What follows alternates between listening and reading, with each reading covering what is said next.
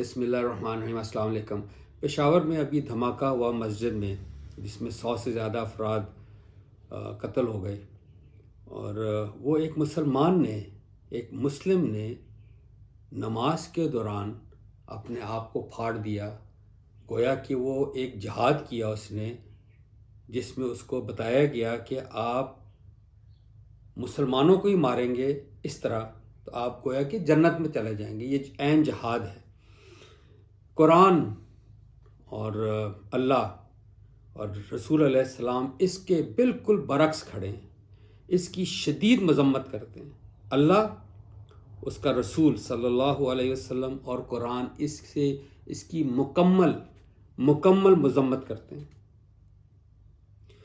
اتنا آسان نہیں ہے کسی کی جان لینا۔ اس میں کچھ پوائنٹس ہیں، میں آپ کے سامنے رکھنا چاہتا ہوں۔ سب سے پہلے آپ اس کو جان لیجئے کہ آپ نے جب جہاد کرنا ہے، بالفرض جہاد کا کیا مطلب ہے؟ قتال کرنا ہے۔ آپ نے ہولی وار، یعنی آپ نے آرمز اینڈ ایمونیشن اٹھا کے کسی کی جان لینی ہے، اس کے لیے سب سے پہلی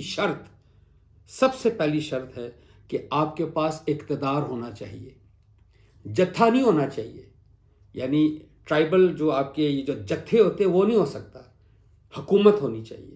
اس کی دو بہت بڑی اگزامپلز ہیں، میں آپ کے سامنے رکھنا چاہتا ہوں۔ حضرت مسیح جو تھے، عیسیٰ علیہ السلام، ان کی ساری زندگی، تمام رسالت والی زندگی رومیوں کے انڈر گزری، یعنی ان کے پاس بنی اسرائیل کے آخری رسول تھے، ان کے پاس اقتدار نہیں تھا۔ وہ اس وقت کے بنی اسرائیل جہاں حضرت عیسیٰ علیہ السلام کی ولادت ہوئی، وہ رومن امپائر تھی۔ رومن امپائر ایکچولی اللہ کو ہی نہیں مانتے تھے، وہ خدا کو ہی نہیں مانتے تھے، وہ پیگنز تھے۔ تو اس میں آپ دیکھیں جب جو کتاب نازل ہوئی ہے حضرت عیسیٰ پر، جس کو انجیل کہتے ہیں اور انگلش میں گاسپل کہتے ہیں، پوری کی پوری گاسپل، پوری کی پوری انجیل جہاد کے یا قتال کے لفظ سے خالی ہے۔ یہ بھی عیسیٰ علیہ السلام ہیں، یہ بھی رسول ہیں، لیکن انہوں نے کوئی جہاد، کوئی قتال نہیں کیا۔ وجہ کیا ہے؟ کہ ان کے پاس اقتدار نہیں تھا۔ اب آئیے حضرت محمد صلی اللہ علیہ وسلم کی حیات طیبہ پر۔ 13 سال مکہ میں رہے رسول، 40 سال کے بعد رسول بنے، 40th ایئر پہ 13 سال مکہ رہے ایز اے رسول، آخری رسول۔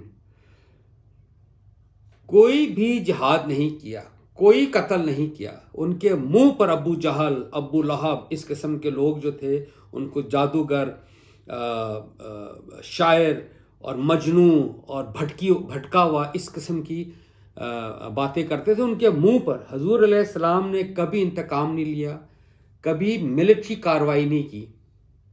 کیوں؟ ایک بات، جیسے ہی وہ مدینہ تشریف لے گئے ہجرت کر کے، تو ہی entered Medina not as only a messenger of Allah, he entered Medina as a ruler of Medina. یعنی وہ مدینہ انٹر ہوئے مدینہ کا سربراہ بن کر۔ جب وہ سربراہ بنے، انہوں نے مسجد کی بنیاد ڈالی، مسجد نبوی کی، سربراہ بن کر۔ مکہ کے 13 سال میں اس کے گرد و نواح میں، گلیوں کوچوں میں چھوٹی چھوٹی مسجدیں نہیں بنا دیں جیسے ہم لوگ کرتے ہیں۔ جب اقتدار ملا، ایک مسجد مدینہ میں بنی، مسجد نبوی،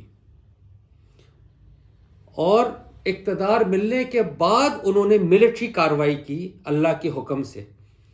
غزوہ بدر ہوئی، غزوہ احزاب ہوا، اور اللہ نے قرآن میں کہا کہ جنہوں نے تم کو اپنے شہر سے نکالا، مکہ سے، آپ یا جو کارروائی کریں ان کے خلاف آپ کارروائی کر سکتے ہیں۔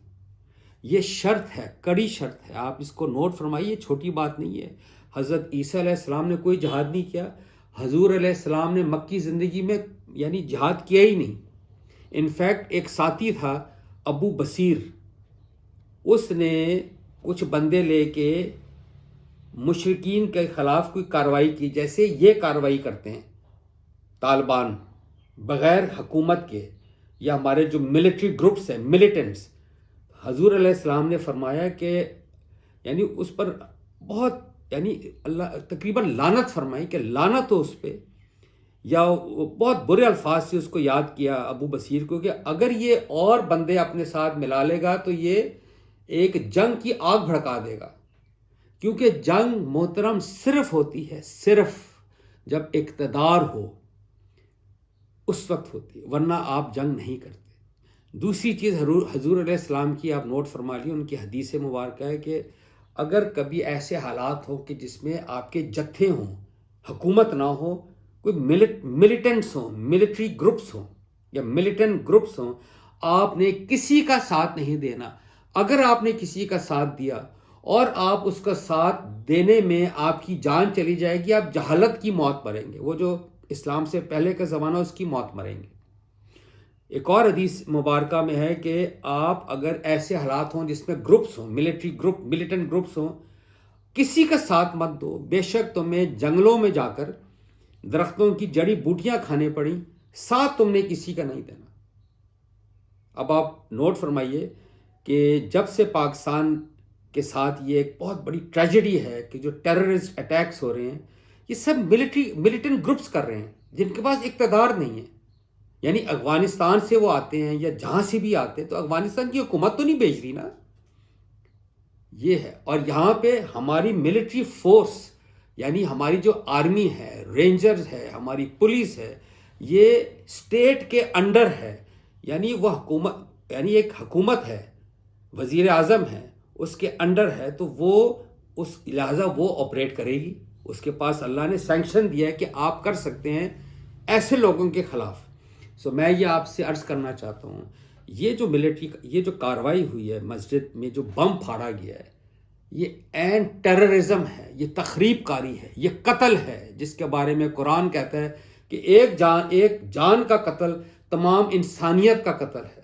جو اس ملیٹنٹ جس نے اپنے آپ کو بم سے پھاڑا، وہ اور اس کے پیچھے جہاں تک لڑی جا رہی ہے، جو انوالوڈ ہے اس گھنونے جرم میں، سب قتل کے جرم میں اللہ کی نگاہ میں وہ قاتل ہیں۔